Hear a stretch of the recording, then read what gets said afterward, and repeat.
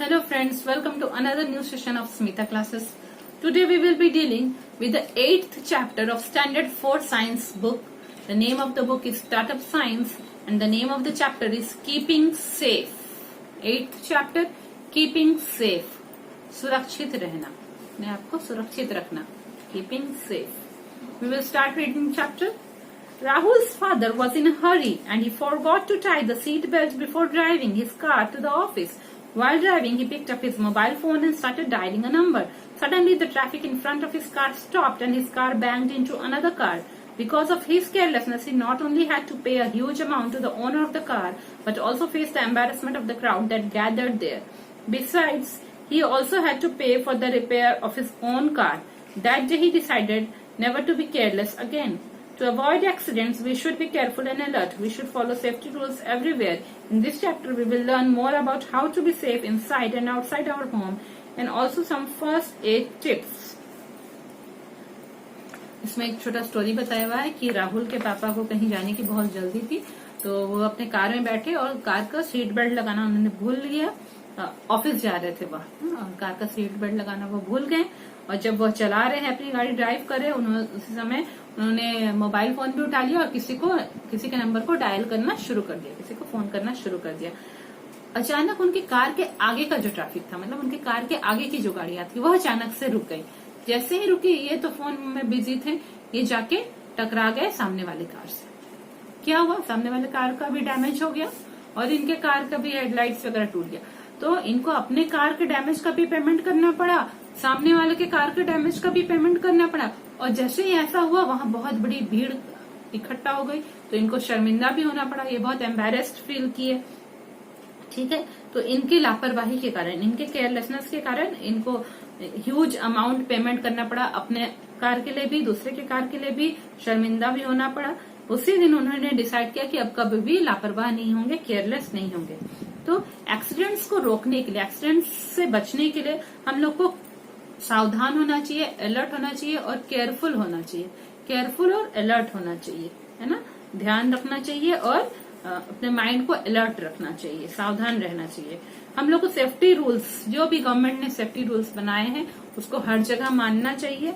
या जो भी सेफ्टी रूल्स हम लोग को बताया गया है, सबको मानना चाहिए, घर के भीतर भी और घर के बाहर भी, कि किस तरह से हम लोग को सेफ रहना है, घर के भीतर भी और घर के बाहर भी. और अगर कुछ दुर्घटना हो जाती है तो फर्स्ट एड, पहली प्राथमिक चिकित्सा क्या देनी है, उसका कुछ टिप्स इस लेसन में बताया गया है.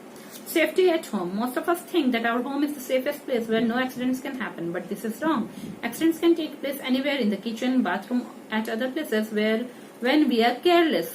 But if we follow the safety rules at home, then we can avoid accidents. Safety in the kitchen. Handle sharp objects like knives very carefully. Do not play with them. Be careful when lighting something with matches. Always throw the lighted matchstick after putting it off. Throw it away from any item which can catch fire easily. Use oven gloves or tongs to handle hot objects. Do not wear synthetic clothes while working in the kitchen as they catch fire easily. Avoid spilling anything on the floor. If you spill something, then clean it quickly. Switch off the gas stoves when not in use. Gas pipes must be checked regularly to avoid leakages. ठीक है. Safety at home, घर में सुरक्षा. ज्यादातर हम लोगों को लगता है कि घर सबसे सेफ प्लेस है, सबसे सुरक्षित प्लेस है, यहाँ पे कोई एक्सीडेंट्स नहीं हो सकते हैं. पर क्या है, एक्सीडेंट्स जो है, दुर्घटनाएं कहीं भी हो सकती हैं. घर पे भी, किचन में भी हो सकती है, बाथरूम में भी हो सकती है, दूसरे प्लेसेस में भी हो सकती है, अगर हम लापरवाह रहे, केयरलेस रहे. पर अगर हम लोग सेफ्टी रूल्स घर में भी माने, तब हम लोग एक्सीडेंट्स को रोक सकते हैं, दुर्घटनाओं को रोक सकते हैं. Kitchen, safety in the kitchen. घर में, किचन में कैसे सुरक्षित रहे, रसोई घर में कैसे सुरक्षित रहे. जो भी शार्प ऑब्जेक्ट्स है, धार वाले ऑब्जेक्ट है, नुकीले और धार वाले ऑब्जेक्ट हैं, जैसे कि चाकू है, उनको बहुत अच्छे से हैंडल करिए, बहुत ध्यानपूर्वक उनको हैंडल करिए, उनके साथ खेलिए नहीं. इसी तरह जब आप माचिस से आग जला रहे हैं, उस समय भी बहुत केयरफुल रहने की जरूरत है. आपने माचिस की तीली जलाई, उससे मान लीजिए आपने एक दीपक जला दिया, उसके बाद उस माचिस की तीली को पूरी तरह से बुझाने के बाद ही फेंकना चाहिए. और उसको ऐसी जगह पे नहीं फेंकना चाहिए जहां कहीं कागज पड़ा हो या कपड़े पड़े हो जहां वह आग लग जाए. ऐसी जगह पे फेंकना चाहिए जहां वह कुछ आग और नहीं बढ़ा सके. ठीक है. इसी तरह जब भी ओवन यूज करेंगे तो ओवन का ग्लव्स जरूर पहनना चाहिए. ताकि आपके हाथ जले नहीं ओवन की गर्मी से। और इसी तरह टोंग्स मतलब चिमटा होता है। तो जब भी आपको गर्म चीजें पकड़नी है, हैंडल करनी है, तो टोंग्स चिमटे की यूज करें। किचन में जब भी आप काम करेंगे तो सिंथेटिक कपड़े नहीं पहनने चाहिए। हमेशा कहा जाता है ना, कॉटन कपड़े पहनने चाहिए। क्यों? क्योंकि बाई चांस अगर कॉटन कपड़ों में आपके आग भी लग गई तो वो आप थोड़ा घिस देंगे तो वो बुझ जाएगा। पर सिंथेटिक कपड़ों में आग लगने से वो तो तुरंत आग पकड़ लेते हैं और पूरे कपड़े तुरंत जल के पिघलने लगेंगे, आपकी बॉडी से पूरा चिपकने लगेंगे। जमीन पे कुछ भी स्पिल नहीं करना चाहिए, कुछ भी गिराना नहीं चाहिए, जैसे पानी या कोई लिक्विड, कुछ भी तेल, अगर गिर भी गया है तो उसको तुरंत पोंछ के साफ कर देना चाहिए, क्लीन कर देना चाहिए। जैसे ही आपने किचन में गैस स्टोव का काम खत्म कर दिया, गैस स्टोव को स्विच ऑफ करना चाहिए, नीचे से गैस सिलेंडर को भी स्विच ऑफ करना चाहिए। और गैस की जो पाइप्स है उनको हमेशा regularly time to time check कराना चाहिए कि उनमें कहीं लीकेज तो नहीं है, क्योंकि गैस लीकेज होके पूरे घर में भर के बहुत बड़ा विस्फोट हो सकता है। Safety in the bathroom. Do not leave soap bar on the floor, always keep it in a soap dish. Do not spill liquid detergents or shampoos on the floor. The floor gets slippery. Clean the bathroom floor and keep it dry after use. Do not touch any electrical equipment kept in the bathroom with wet hands. Do not play with razors, blades and scissors kept in your father's shaving kit. ठीक है? Bathroom में आप सुरक्षित कैसे रख सकते हैं? जब भी आपने साबुन यूज किया, साबुन का बार को यूज किया, उसके बाद उसे जमीन पे नहीं छोड़ना चाहिए। उसको सोप डिश, साबुन रखने का जो डिश है, जो ये है उसका छोटा बॉक्स जो है, उसी में रखना चाहिए। लिक्विड डिटर्जेंट जो है ना, बहुत सारे आजकल लिक्विड डिटर्जेंट्स आते हैं ना, तो जैसे इजी जैसे लिक्विड डिटर्जेंट है, उनको जमीन पे नहीं गिराना चाहिए। शैम्पू को जमीन पे नहीं गिराना चाहिए, नहीं तो जमीन क्या होता है, पूरा स्लिपरी हो जाता है। कोई आपके बाद अगर कोई जाएगा या आप खुद भी स्लिप होकर गिर सकते हैं। बाथरूम फ्लोर को हमेशा साफ रखना चाहिए, और उसको ड्राई रखना चाहिए, सूखा रहना चाहिए यूज करने के बाद। किसी भी तरह का इलेक्ट्रिकल इक्विपमेंट्स, बिजली के जो भी उपकरण है बाथरूम में, उनको गीले हाथों से नहीं छूना चाहिए। जैसे कि क्या रहता है, गीजर होता है ना, गीजर का प्लग पॉइंट ये सब रहता है, तो वो सबको नहीं टच करना चाहिए बाथरूम में अपने गीले हाथों से। इसी तरह रेजर क्या होता है, शेविंग करने के लिए जो उस तरह यूज करते हैं वह रेजर होता है। ठीक है, तो रेजर है या फिर ब्लेड है, सीजर्स है, ये सब पापा के शेविंग किट में रखा रहता है ना। पापा के शेविंग किट से ये सब निकाल के रेजर, ब्लेड, सीजर्स, कैंची, उस तरह ब्लेड, कैंची, ये सब से खेलना नहीं चाहिए अपने पापा के शेविंग किट से निकाल के। Safety at other places. Do not run, jump और skip on the steps of the staircase. Put your toys in their place after playing with them. Do not leave them on the floor. Do not climb on any furniture which does not balance well when you want to reach for something placed high. Do not take a medicine without asking an adult. ठीक है, ये सब तो हुआ kitchen bathroom की सुरक्षा। दूसरी जगह पे कैसे सुरक्षित रहना है, जब भी आप सीढ़ियों से उतर रहे हैं, स्टेयरकेस से, तब कभी भी आप वहां पे जंप नहीं करिए या दौड़िए नहीं। ना ही है कि एक सीढ़ी छोड़ के उसके आगे वाली सीढ़ी के पे आप जंप करेंगे, स्किप नहीं करिए। ठीक है, इस तरह से चलिए कि आप जो है स्किप नहीं करें स्टेयरकेस पे। तो कभी भी सीढ़ियों में जंप नहीं करना चाहिए, दौड़ना नहीं चाहिए, स्किप नहीं करना चाहिए। इसी तरह अपने खेलने के बाद अपने सारे जो खिलौने हैं, टॉयज हैं, उनको सही जगह पे रख देना चाहिए, बीच रास्ते में छोड़ना नहीं चाहिए, नहीं तो कोई भी आ रहा होगा तो वो उस पर फंस के गिर सकता है। ठीक है, कोई भी फर्नीचर, हम लोग कई बार क्या होता है, एक ऊंचे टूल पे या चेयर पे चढ़ जाते हैं ना, अगर हमको कुछ ऊपर का काम है, ऊपर से कुछ सामान उतारना है या पंखों को साफ करना है, तो हम लोग ऊपर चढ़ जाते हैं। तो जब भी आप किसी फर्नीचर पे वापस ऊपर चढ़ेंगे तो हमेशा यह देखिए कि आप अच्छे से बैलेंस हो रहे हैं कि नहीं। अगर आप बैलेंस नहीं हो रहे हैं, वो फर्नीचर हिल रहा है, तो आप वैसे फर्नीचर पे कभी नहीं चढ़िए कुछ सामान ऊपर कुछ काम करने के लिए। ठीक है, हमेशा बैलेंस बना के अच्छा, या फिर किसी को बोलिए वो फर्नीचर वो पकड़ के रखेगा जब आप ऊपर चढ़ेंगे। और एक क्या है, कोई भी मेडिसिन, कोई भी दवाई अपने बड़ों से बिना पूछे नहीं खानी चाहिए। Safety outside home. To be safe outside our home we should be extra careful and alert. We should follow these safety rules. Be careful while crossing the road. Always walk on the pavement. When swimming in a pool, use a swimming tube if you are not a perfect swimmer. Make sure that an adult is present when you go for swimming. Use a life jacket when swimming in a beach. Do not dive in areas that are not marked for diving. Do not accept anything, especially eatables, offered by a stranger. Never take a lift from stranger, है ना। सुरक्षित आप कैसे रह सकते हैं घर के बाहर? सुरक्षित रहने के लिए हम लोग को और भी ज्यादा केयरफुल होना चाहिए और अलर्ट होना चाहिए और भी ज्यादा सावधान होना चाहिए। ठीक है, कैसे? जब भी हम रोड क्रॉस करें तो हमें बहुत ही केयरफुल रहना चाहिए, बार बार दाएं बाएं देखनी चाहिए कि गाड़ियां आ रही हैं कि नहीं। हमेशा पेवमेंट में चलना चाहिए। रोड के साइड साइड में बहुत सारी जगहों पे बना रहता है वो एरिया जहाँ पे पैदल चलने वाले लोगों के लिए एक अलग से साइड में बना रहता है, पेवमेंट जिसको कहते हैं, उस रोड पे ही चलना चाहिए। जब आप स्विमिंग करने जा रहे हैं स्विमिंग पूल में, तो अगर आप एक परफेक्ट स्विमर नहीं है, अभी आप सीख ही रहे हैं स्विमिंग, तो हमें जो स्विमिंग ट्यूब है उसको यूज करिए, नहीं तो आपको डूबने का खतरा बना रहेगा। और जब भी आप स्विमिंग करने जाएं, हमेशा ध्यान रखें कि आपके साथ एक एडल्ट हो, हाँ, एक बड़ा कोई हो आपके साथ जो आप पे नजर रख सके। आप जब बीच में स्विमिंग कर रहे हैं, समुद्र में जाके वहां पे स्विमिंग कर रहे हैं, तो हमेशा एक लाइफ जैकेट पहनना जरूरी है। बहुत सारी जगह पे डाइविंग के लिए लोग जाते हैं, समुद्र के अंदर पूरा वो उनको डाइविंग करने के लिए जाते हैं, ऑक्सीजन सिलेंडर वगैरह लगा के।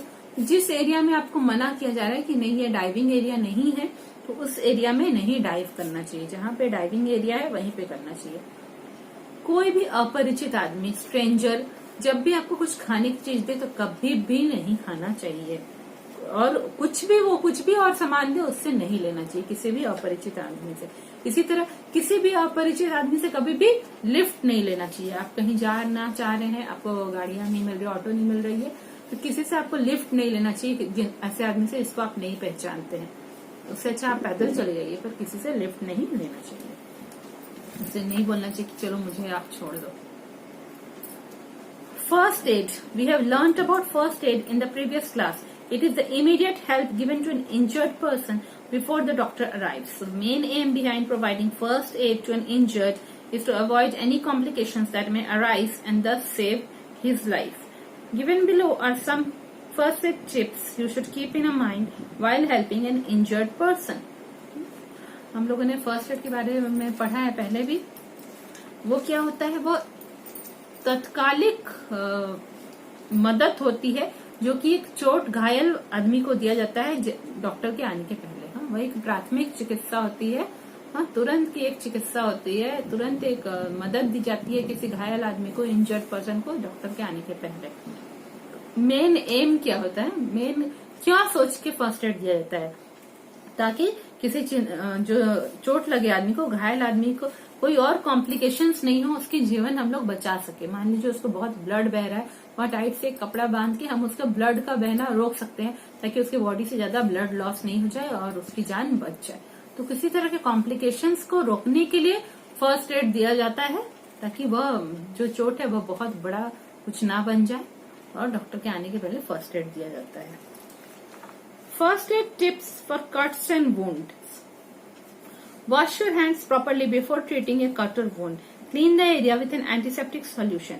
For a minor cut, put an adhesive bandage. For a deeper cut, apply an antiseptic cream and then place a cotton swab or a gauze on it. Then tie a bandage or secure it with a surgical tape.